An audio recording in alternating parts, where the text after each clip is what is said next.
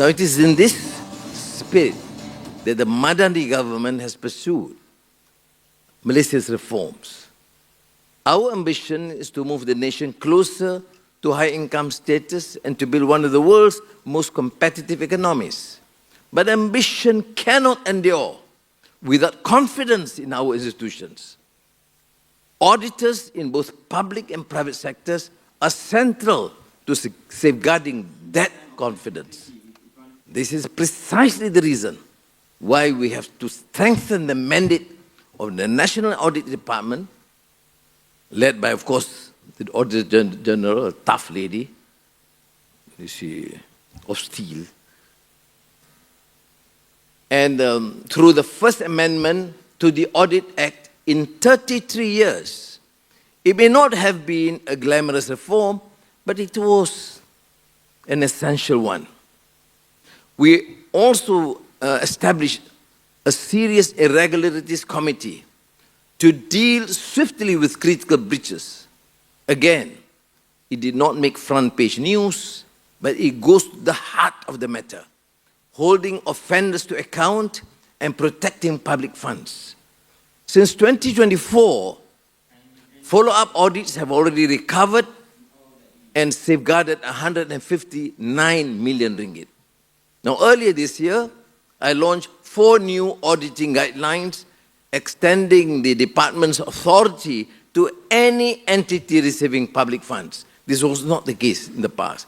Government-linked companies, foundations, whatever.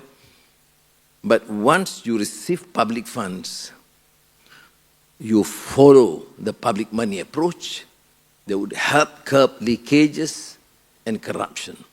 We have seen in the past, for example, foundations, civil society, welfare organizations getting full support of the government, but in the process, abuse their position to enrich the board members. And probably 10%, 20% goes to the welfare work. So again, the issue of good governance remains, to me, a central pillar, even when we introduced the 13th Malaysia Plan, our latest 5-year economic strategy for 2030. Our obsession has always been with growth, investments, and economic success. But that cannot and would not happen if we do not consider the issue of accountability, transparency. And again, here comes the role of internal auditors. I always emphasize the need for integrity because, with due respect to you all, we have seen excesses among political leaders, civil servants, even auditors. So the issue of integrity, accountability must be, again, at the core in our work. So what I'm trying to emphasize is the need to create that awareness. They call it, in my younger days, popularized by the Latin American philosopher thinker, conscientization, to get more conscionable, to be more conscious and have that dictates of our conscience.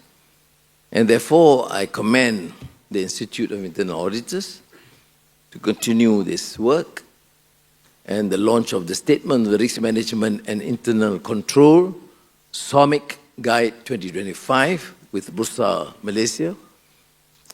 It's of course a remarkable first step, because it also provides firms with a blueprint for embedding risk awareness, strengthening investor confidence, and preparing for ESG and other emerging risks.